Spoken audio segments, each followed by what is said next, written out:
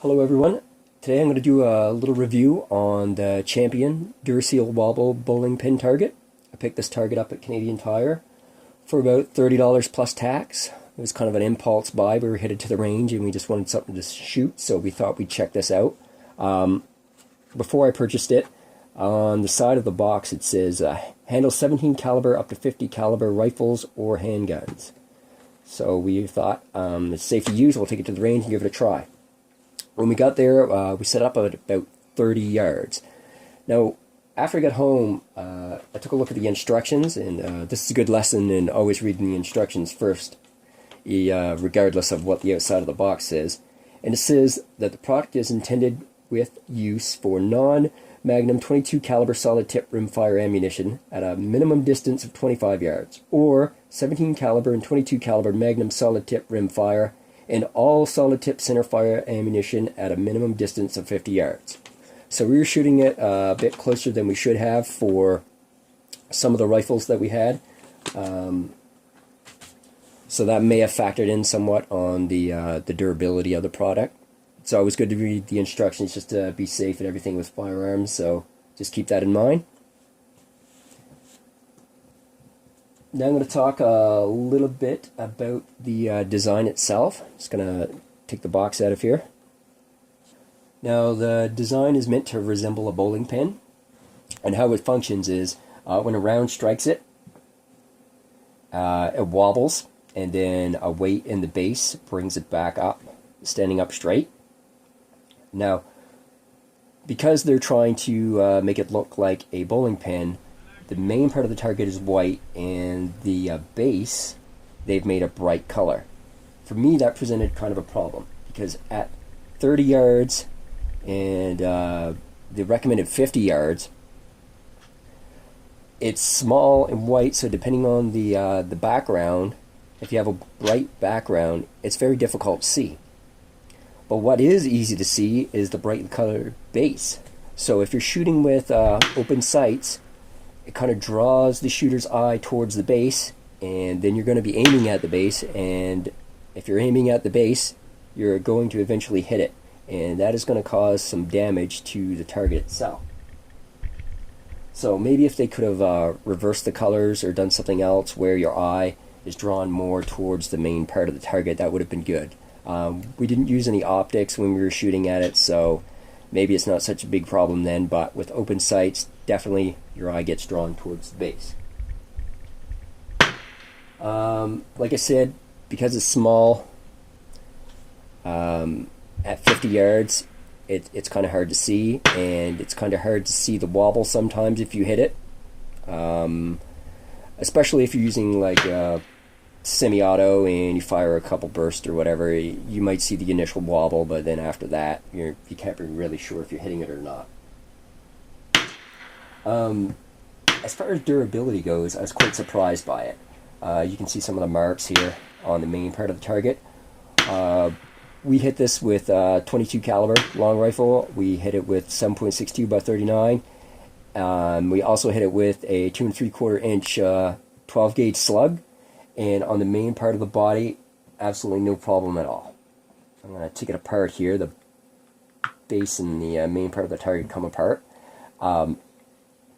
This material that they've made it out of is like a rubbery, really dense, plasticky material. So it held up really well. This literally no damage at all. There's a little piece there that's damaged, but that's it. I mean, everything else just kind of left a mark on it. So I'm really happy with the durability of the main part of the target. However, the base doesn't hold up quite as well. It is made out of the same type of material, but because of the structure, it has thinner walls and things, so there's some weak points in it where the 7.62 rounds just cut right through, which is expected. I mean, they do state in the instructions that you're going to experience normal wear and tear to the base, and that's fair. I mean, if you're shooting at anything, you're going to do damage, so that's a given. There is a metal section for the weight, and it's very sturdy, and they've tried to create a low profile for it, but if you do take a direct strike, it is going to cause a lot of damage.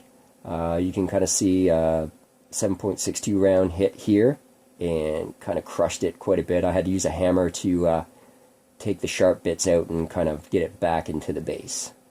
So I mean, if you're hitting the base a lot, you are eventually going to wear it out and damage it to the point where it's just not going to function properly anymore. But other than that, I mean, it does hold up very well.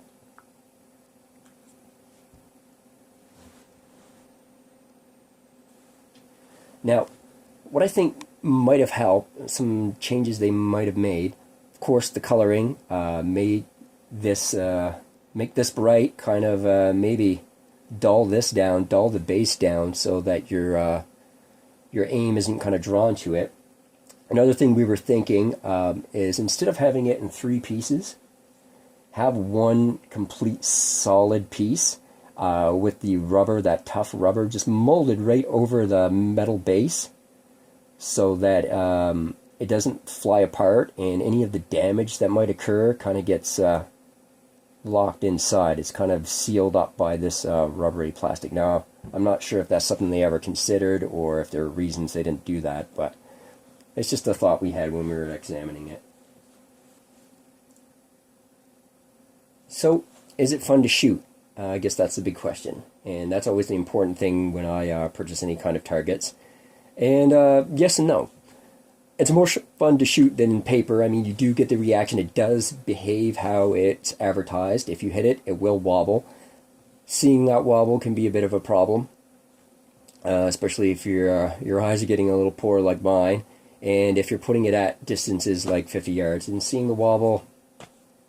And it's not quite as satisfying as shooting steel. When you shoot steel, you get that kind of visceral feedback right away. You know you've hit something, and you can do follow-ups really quickly, so you get tink, tink, tink. Whereas shooting this, you have to kind of wait for it to stop wobbling if you want to be able to tell if you've hit it successively. So, in that sense, it's okay, but it's not a whole lot of fun. It gets dull quick. Ironically, when it's the most fun is when you strike the base. If you strike the base with a hard shot, it flies apart and you kind of get that visceral feedback right away. But then, of course, you have to go down and find all the pieces, put it back together, if possible, and do it all again. And, of course, it does damage whenever you do that. So, you know, it's a give and take. Is it worth the cost? I think for $30 plus tax, over time, it is going to be worth it, because I think it's durable enough if you're not, you know, putting too much damage into the base. It's durable enough that over time you're going to get your $30 worth, even though I would like to have seen it for less, like maybe $20 or so. But we all like to see things for less of a cost. Compared to some other things you can get, like you can look online and order a 8-inch steel gong of AR 500 for around $30. So compared to something like that, it may not be worth it. You may want to take that $30 and invest it in some steel, but you have to consider other costs too, like the shipping the steel can be expensive and things like that. So it all kind of factors in. So that's my short and quick review of the Duraseal Wobble Bowling Pin Target by Champion Targets. I hope you found some useful information in case you see one of these and was thinking about picking it up. If you have any questions or any comments, just leave them down in the comments box and I'll try to get back to you and hopefully help you out a little bit more. Thanks again for watching. Have a good day. I'll see you next time.